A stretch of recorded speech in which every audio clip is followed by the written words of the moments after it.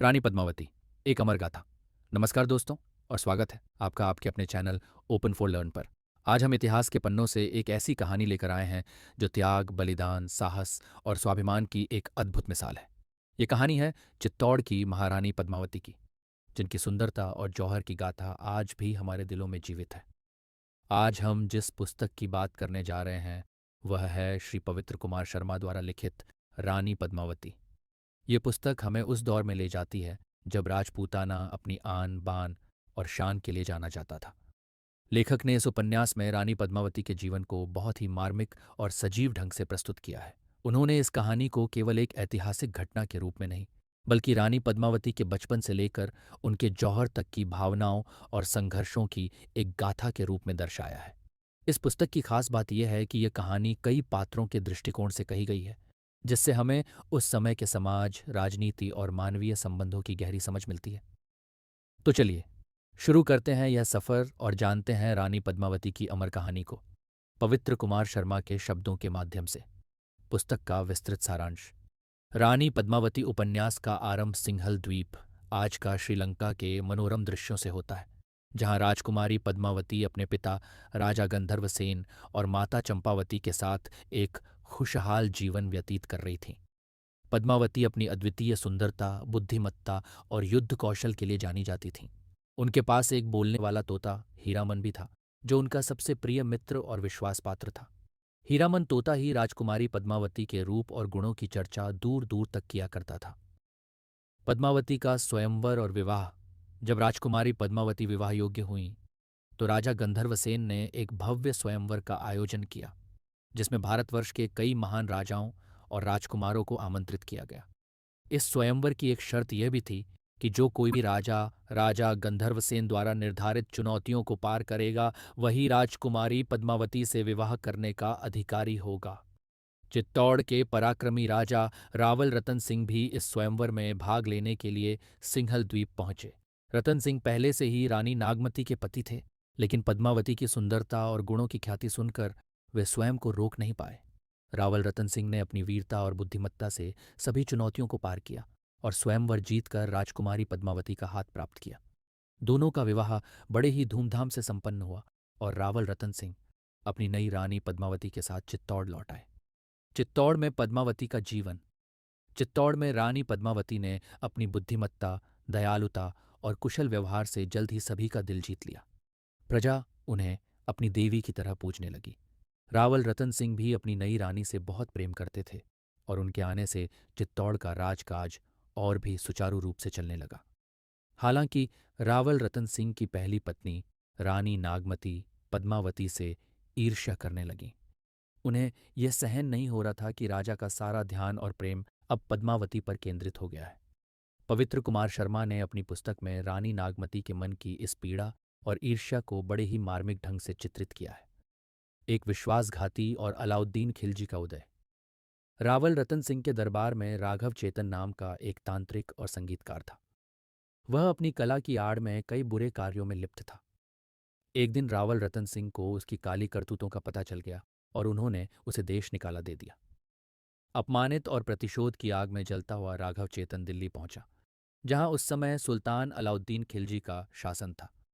खिलजी एक अत्यंत महत्वाकांक्षी और क्रूर शासक था, जो अपनी सल्तनत का विस्तार करने के लिए किसी भी हद तक जा सकता था। राघव चेतन ने अलाउद्दीन खिलजी के सामने रानी पद्मावती के अलौकिक सौंदर्य का ऐसा वर्णन किया कि खिलजी के मन में पद्मावती को पाने की एक पागलपन भरी इच्छा जाग उठी। उसने तुरंत अपनी विशाल सेना को चित्तौड़ पर आक्रमण करने का आदेश दिया। चित्तौड़ की घेराबंदी।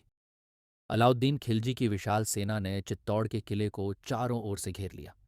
यह घेराबंदी कई महीनों तक चली, लेकिन राजपूतों के अदम्य साहस और किले की अभेद्य संरचना के कारण खिलजी किले में प्रवेश नहीं कर सका। जब सीधी लड़ाई में बात नहीं बनी, तो खिलजी ने छल का सहारा लिया। उसने रावल रतन सिंह को एक संदेश भेजा कि वह रानी पद्मावती को अपनी बहन मानता है और केवल एक बार उनकी झलक देखना चाहता है। इसके बाद वह अपनी सेना के साथ दिल्ली वापस लौट जाएगा। रावल रतन सिंह, जो एक सीधे और सच्चे राजपूत थे, खिलजी के इस धोखे को समझ नहीं पाए। उन्होंने अपने सरदारों से सलाह मशविरा किया। कुछ सरदारों ने इसका विरोध किया, लेकिन रक्तपात को रोकने के लिए रतन सिंह इस प्रस्ताव पर सहमत हो गए। धोखे से रतन सिंह का अपहरण। रानी पद्मावती, जो एक दूरदर्शी और बुद्धिमान महिला थीं, खिलजी के इरादों को भांप गईं। उन्होंने सीधे तौर पर खिलजी के सामने आने से इनकार कर दिया। इसके बजाय एक बीच का रास्ता निकाला गया। यह तय हुआ कि खिलजी को एक दर्पण में रानी पद्मावती का प्रतिबिंब दिखाया जाएगा। खिलजी रानी पद्मावती की एक झलक पाकर और भी अधिक मोहित हो गया। जब रावल रतन सिंह उसे किले के द्वार तक छोड़ने आए तो खिलजी ने धोखे से उन्हें बंदी बना लिया और अपने शिविर में ले गया।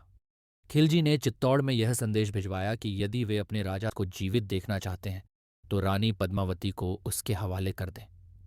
रानी पद्मावती की कूटनीति और गोरा बादल का शौर्य। इस संकट की घड़ी में रानी पद्मावती ने अपना धैर्य नहीं खोया। उन्होंने हिम्मत और बुद्धिमत्ता से काम लिया। उन्होंने खिलजी को एक संदेश भेजा कि वह उसकी शर्त मानने को तैयार हैं, लेकिन उनकी कुछ शर्तें हैं।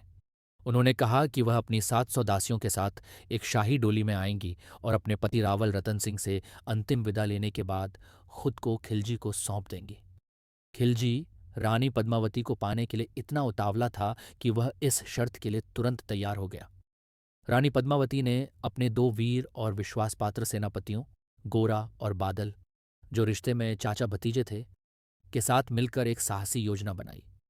योजना के अनुसार 700 पालकियों में दासियों की जगह सशस्त्र राजपूत सैनिकों को बिठाया गया। पालकियां उठाने वाले कहार भी भेष बदले हुए सैनिक थे।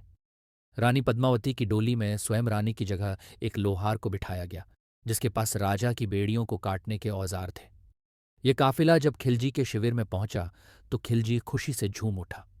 जैसे ही रानी की डोली रावल रतन सिंह के तंबू के पास पहुंची, लोहार ने तुरंत राजा की बेड़ियों को काट दिया। इसके बाद सभी पालकियों में से राजपूत सैनिक अपनी तलवारें लेकर बाहर निकल आए और खिलजी की सेना पर टूट पड़े। गोरा और बादल की बहादुरी और इस अप्रत्याशित हमले से खिलजी की सेना में भगदड़ मच गई। इस अफरा तफरी का फायदा उठाकर रावल रतन सिंह को सुरक्षित चित्तौड़ के किले में वापस ले आया गया। इस लड़ाई में वीर गोरा ने अपने प्राणों की आहुति दे दी, लेकिन अपनी वीरता से वे सदा के लिए अमर हो गए। अंतिम युद्ध और जौहर।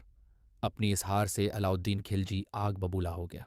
उसने अपनी पूरी ताकत के साथ चित्तौड़ पर एक और भीषण आक्रमण किया। इस बार राजपूतों और खिलजी की सेना के बीच एक भयंकर युद्ध हुआ। बादल सहित चित्तौड़ के सभी वीर राजपूत योद्धा एक एक करके वीर गति को प्राप्त हुए। जब रानी पद्मावती ने देखा कि अब किले की रक्षा करना और जीतना असंभव है, तो उन्होंने अपने सम्मान और पवित्रता की रक्षा के लिए एक ऐसा निर्णय लिया जिसने इतिहास में उनका नाम सदा के लिए अमर कर दिया। उन्होंने जौहर करने का फैसला किया। जौहर एक ऐसी प्रथा थी जिसमें राजपूत महिलाएं दुश्मन के हाथों अपमानित होने के बजाय खुद को एक विशाल अग्निकुंड में समर्पित कर देती थीं। रानी पद्मावती के नेतृत्व में किले में मौजूद सभी महिलाओं ने दुल्हन की तरह श्रृंगार किया और एक विशाल चिता में कूदकर अपने प्राणों की आहुति दे दी। जब अलाउद्दीन खिलजी विजयी होकर किले में दाखिल हुआ तो उसे राख और सन्नाटे के सिवा कुछ नहीं मिला। रानी पद्मावती को पाने की उसकी इच्छा कभी पूरी नहीं हुई और वह अपने घमंड और क्रूरता के साथ हार गया। पवित्र कुमार शर्मा द्वारा लिखित रानी पद्मावती केवल एक ऐतिहासिक उपन्यास नहीं है, बल्कि ये हमें साहस, स्वाभिमान और आत्म बलिदान के महत्व को सिखाता है। रानी पद्मावती की कहानी हमें यह बताती है कि शारीरिक सुंदरता से कहीं बढ़कर चरित्र और आत्मसम्मान का महत्व होता है। ये पुस्तक हमें उस युग की महिलाओं की शक्ति और दृढ़ संकल्प से भी परिचित कराती है, जो अपने सम्मान की रक्षा के लिए किसी भी चुनौती का सामना करने के लिए तैयार थीं। रानी पद्मावती का जौहर उनकी कायरता नहीं, बल्कि उनके अदम्य साहस और स्वाभिमान का प्रतीक है। तो दोस्तों, यह थी रानी पद्मावती की अमर गाथा, जो हमें हमेशा प्रेरणा देती रहेगी। हम उम्मीद करते हैं कि आपको ओपन फॉर लर्न पर हमारी ये प्रस्तुति पसंद आई होगी। पवित्र कुमार शर्मा जी की ये पुस्तक निश्चित रूप से पठनीय है और हमें अपने गौरवशाली इतिहास को और गहराई से जानने का अवसर प्रदान करती है। आपको यह कहानी कैसी लगी? हमें कमेंट सेक्शन में ज़रूर बताएं। अगर आपके पास भी कोई ऐसी कहानी या पुस्तक है जिसके बारे में आप जानना चाहते हैं, तो हमें अवश्य लिखें। हमारे चैनल को सब्सक्राइब करना ना भूलें और इस वीडियो को लाइक और शेयर ज़रूर करें। अगली बार फिर मिलेंगे एक नई कहानी, एक नई सीख के साथ। तब तक के लिए सीखते रहें, सिखाते रहें। धन्यवाद।